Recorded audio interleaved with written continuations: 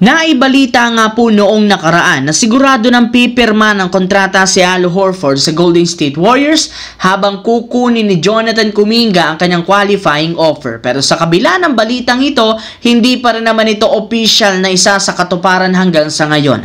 Sa madaling salita, kahit man 3 linggo na lang ang natitira bago ang training camp, Golden State Warriors pa rin ang nag-iisang team na walang ginagawang improvement. Wala pa silang nakukuha ni isa mang bago, especially na makakatulong kina Stephen Curry at Jimmy Butler. Pero sa kabila ng masakit na katotohanan yan, matapang na sinabi ni Butler sa isang interview na daw nahuhuli ang Golden State sa paggawa ng move, wala rin naman sila ditong pakialam. Pinapagpatuloy pa rin naman team ang kanyang mga kakampi, ang kanilang practice para mapa-improve ang laro ng bawat isa. Sinabi rin naman ito na wala nga po talagang kailangang baguhin ang lineup, bagos kailangan lamang maging healthy ang lahat para maging competitive. Kapag nagawa nila yan, siguradong tatalo nila ang lahat ng malalakas na koponan sa Western Conference ngayong taon. Samantala, simula nang umugong sa social media ang balita na interesado ang Los Angeles Lakers kay Andrew Wiggins sa isang trade, maraming mga fans ang nag-approve sa ganitong klaseng ideya. Bali,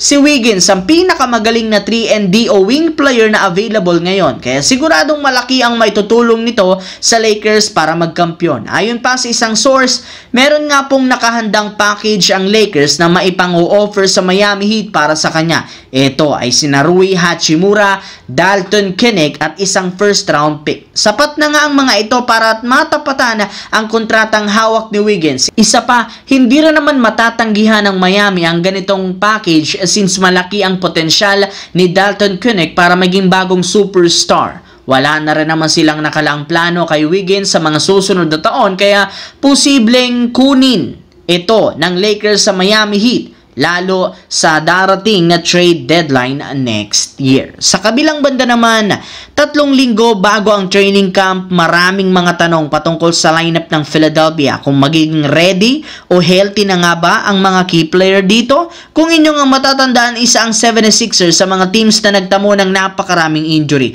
at isa sa mga tinamaan si Joel Embiid na ilang beses nagtamo ng injury sa tuhod.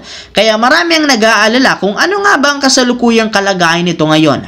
Wala yung sa source, mukhang maganda ang sitwasyon nito. Sa katunayan, may kumalat na isang larawan sa social media kung saan kita na nakakapag-practice na nga ito sa facility ng 76ers nang walang suot na knee supporter. Sa madaling salita, mukhang tuluyan na nga itong naka-recover sa kanyang injury at makakapaglaro na. Pero sa kabila niyan, pinagbabawalan pa rin naman ng team na maglaro ito ng mga back-to-back games para sa ikakabuti ng katawan ni Joel Embiid.